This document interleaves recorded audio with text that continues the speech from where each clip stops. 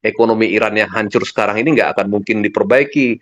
Nah, di sisi yang lain, sejauh ini Amerika belum mencabut sanksi ekonomi terhadap Iran. Jadi nanti bahaya ke depan yang akan terjadi ini adalah Iran akan goncang secara ekonomi. Kemudian akan terjadi, ya, ini kalau rakyat Iran berani, akan terjadi revolusi, ya.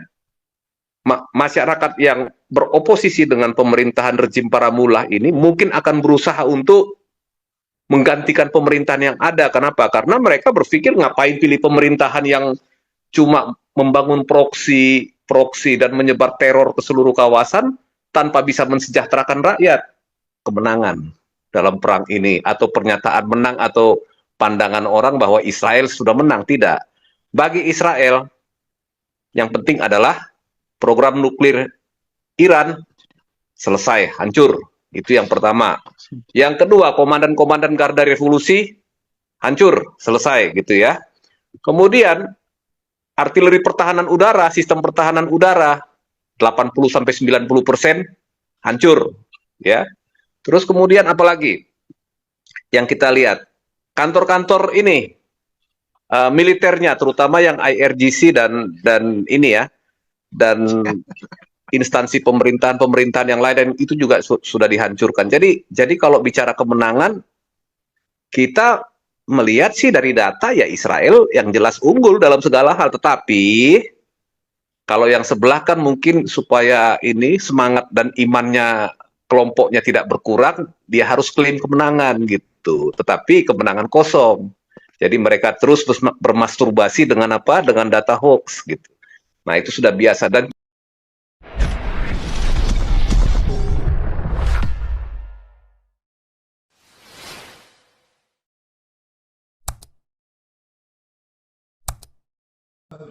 Ompong. Ya ini, mana si Ompong nih? Nih kita sambil tunggu Ompong. Mana si Ompong ya, Toba apa nih? suara Pak Paul? Oh ya merdu. Ini sambil dengarkan Ompong Toba, Anda bisa baca di layar Anda ini ya surat. Ini saya lupa ini dari mana ya? Kemarin saya ngambilnya dari WhatsApp pesan atau apa ini ya, Bok? Atau jadi ini Mark Rutte memuji Donald Trump ya. Tapi oke, Ompong Toba dulu silakan. Iya Pak. Jadi hari ini sekarang kan semua pihak klaim kemenangan ya. Israel juga, Iran juga, kemudian juga kalau Amerika sih antara klaim kemenangan atau ya mungkin dia netral-netral saja gitu. Tetapi yang paling lucu, orang-orang sebelah ini di seluruh dunia merasa Iran menang. Jadi artinya ya tadi beberapa pengamat saya lihat di media-media mainstream itu mengatakan bahwa tidak benar bahwa program nuklir Iran sudah digagalkan, terutama di Natanz, di Isfahan dan Fordow gitu ya, karena tidak ada kontaminasi. Nah, ini kan masalahnya kan belum diperiksa ke bawah kan gitu kan. Jadi mereka yakin bahwa reaktor yang di bawah Fordow itu selamat gitu ya. Nah, karena apa? 300 meter di bawah tanah dan sebagainya macam lah itu ya yang dikatakan. Ya, kalau dia tidak mengerti cara kerjanya bom cluster, ya mungkin mereka berusaha untuk menghibur diri atau melakukan masturbasi sampai ngecrot gitu ya, supaya ini atas dasar bela bela ideologi atau bela inilah gitu ya, bela Iran gitu ya. Terus kemudian ada lagi pendapat yang mengatakan bahwa perang ini belum akan selesai. Nanti Iran akan membalas dan menghancurkan Israel dan Amerika Serikat gitu. Jadi kebanggaan yang dibanggakan itu adalah ketika berhasil membunuh warga Yahudi yang warga sipil loh yang tinggal di pemukiman, terus kemudian juga yang tinggal di pusat-pusat bisnis itu dianggap sebagai suatu keberhasilan. Tetapi mereka tidak sadar, mereka hanya berusaha mengolok-olok Israel dan Amerika dan Barat dengan olok-olok. Jadi Anda tidak akan mungkin pernah memenangkan suatu perang atau pertempuran hanya dengan olok-olok. Nah, orang-orang sebelah ini kan kita tahu, mulutnya jauh lebih maju dari kemampuannya. Kemampuannya nol. nggak mampu apa-apa, cuma olo-olo aja dan propaganda. Tetapi propaganda nggak akan bisa memenangkan apapun. Nah, itu yang kita kalau melihat olo-olo terhadap Israel, itu kita malah senyum-senyum sendiri. Mereka nggak sadar kalau kita lihat rekapitulasi perang ini sebetulnya sudah sangat rugi. Iran itu sudah sangat rugi. Kita lihat ya di Teheran saja apa saja yang hancur. Pertama itu pusat komando dan aset milik dari apa internal security force-nya Iran. Ya, kemudian juga kantor besar internal security force-nya hancur. Ya, kemudian peluncur rudal dari permukaan ke udara. Terus kemudian apa lagi? Kantor pusat program nuklirnya juga dihancurkan. Nah, kemudian apa lagi yang dihancurkan di Teherannya aja ya. Kemudian kan ini industri produksi roket ataupun rudal balistik itu juga dihancurkan. Nah, sekarang kita masuk ke kota Qom. Di Qom itu apa yang hancur? Ya, tewasnya Said Isadi, komandan dari Al-Quds Force ya. Itu tewas di kota Qom. Kemudian peluncur uh, missiles atau peluncur rudal di Isfahan. Yang jelas sistem pertahanan udaranya yang paling banyak itu justru di Isfahan. Karena itu Isfahan ini kompleksnya luas. Selain dia program pengayaan uranium, juga ini yang menggabungkan hasil daripada pengayaan ini untuk menciptakan bom. Dan juga tempat riset nuklirnya ada di Isfahan. Kemudian di Arak, ya, di Arak ini yang kemarin Pak Paul bahas, ini reaktor nuklir air berat, hancur juga gitu ya. Kemudian di Tabriz dan di Kermansyah. Tabriz itu tempat peluncuran ini roket juga. Terus kemudian juga di Kermansyah itu adalah tempat penyimpanan bahan bakar untuk pesawat-pesawat tempur Iran dan juga untuk angkatan udaranya. Jadi kalau dilihat aset militer, sepertinya hampir semua aset militer penting Iran ini kira-kira 60% aset alutsista ya. Kita nggak bilang pasukan daratnya gitu ya. Kita nggak bicara tank atau apapun yang lain-lain karena itu kan untuk komponen darat. Tetapi kalau komponen strategis pertahanan udaranya bisa 60-70% udah hancur. Nah, bagaimana kehancuran 60-70% alutsista pertahanan udara dan program nuklir itu dikatakan sebagai suatu kemenangan? Nah, disinilah betapa hipokritnya orang-orang sebelah ini gitu ya. Mereka berpikir hanya dengan olok-olok bisa memenangkan suatu perang. Bagi Israel, Israel mungkin tidak membutuhkan kemenangan dalam perang ini atau pernyataan menang atau pandangan orang bahwa Israel sudah menang, tidak. Bagi Israel, yang penting adalah program nuklir Iran selesai, hancur. Itu yang pertama. Yang kedua, komandan-komandan Garda Revolusi hancur, selesai gitu ya. Kemudian artileri pertahanan udara, sistem pertahanan udara 80-90% hancur ya. Terus kemudian apalagi yang kita lihat? Kantor-kantor ini militernya terutama yang IRGC dan ini ya, dan instansi pemerintahan yang lain dan itu juga sudah dihancurkan. Jadi kalau bicara kemenangan, kita melihat sih dari data ya Israel yang jelas unggul dalam segala hal, tetapi kalau yang sebelah kan mungkin supaya ini semangat dan imannya kelompoknya tidak berkurang, dia harus klaim kemenangan gitu. Tetapi kemenangan kosong. Jadi mereka terus bermasturbasi dengan apa? Dengan data hoax gitu. Nah itu sudah biasa dan herannya kita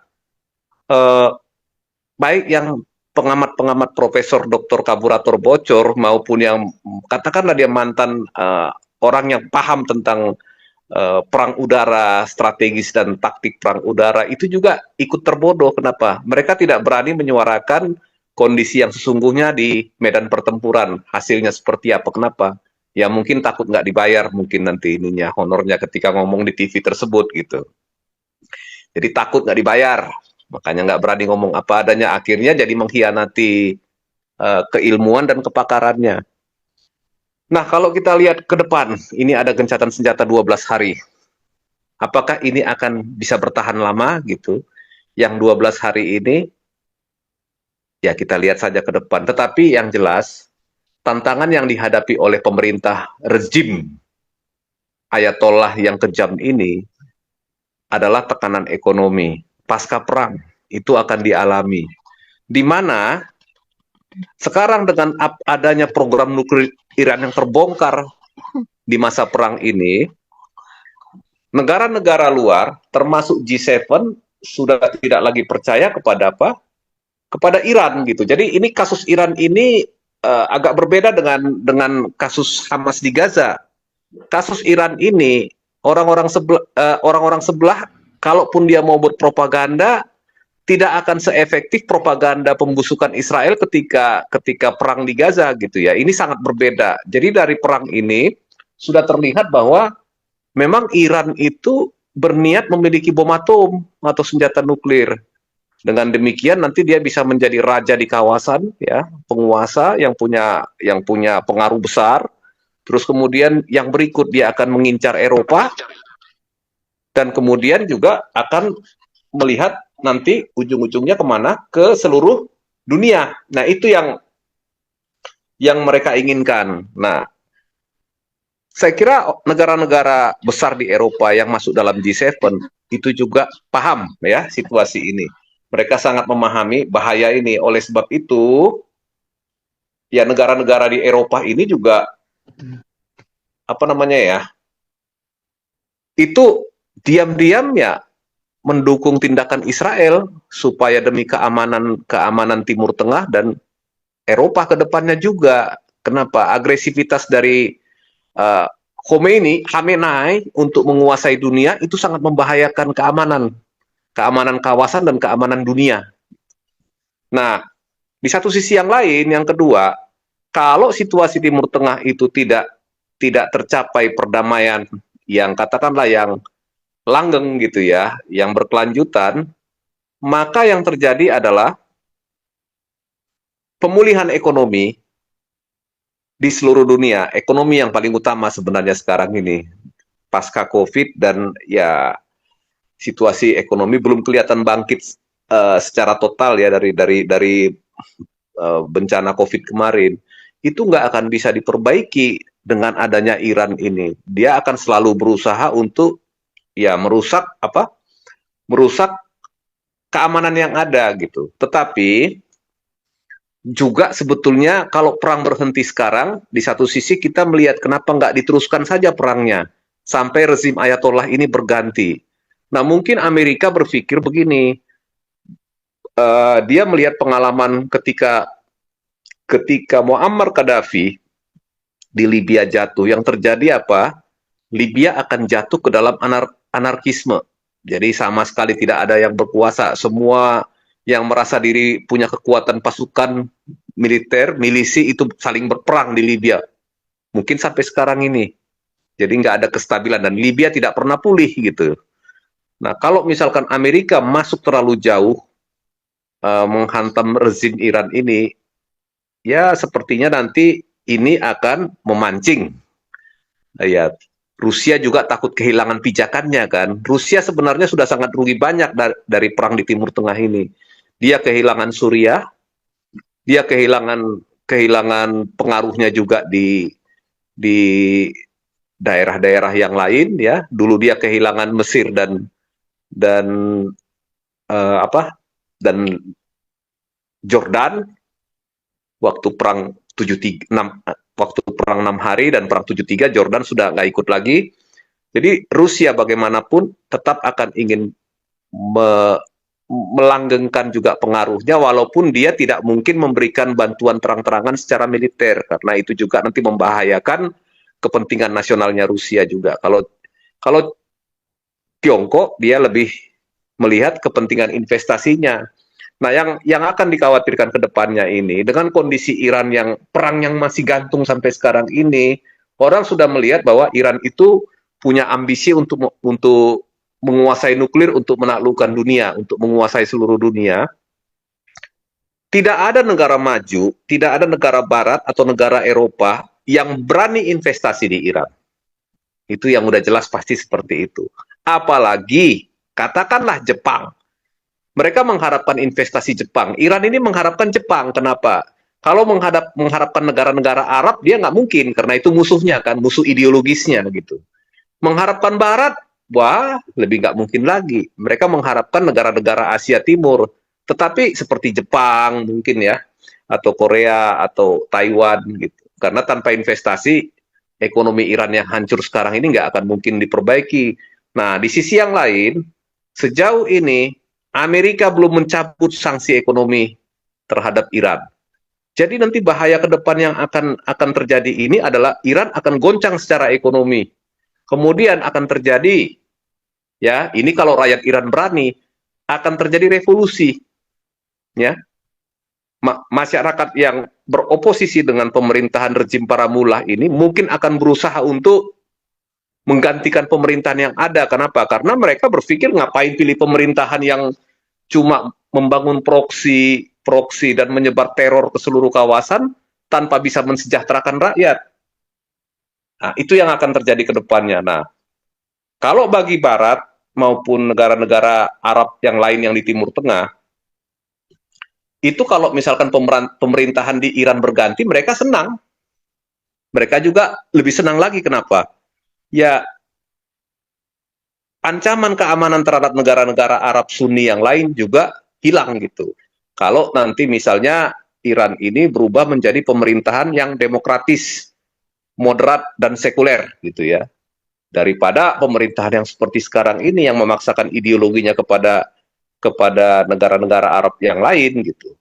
Nah, jadi ada banyak hal yang akan dihadapi oleh pemerintahan Iran di masa yang akan datang. Nah, kita lihat apakah Rusia dan Cina berani betul-betul membantu pemulihan ekonomi Iran supaya rejim ini selamat. Begitu nanti ekonominya di Iran itu nggak pulih, bahkan misalkan tambah buruk, maka usia rejim ini ya tinggal menghitung hari, Pak Paul. Oke, itu dulu Pak Paul. Nanti kita lanjut bahas lagi. Terima kasih.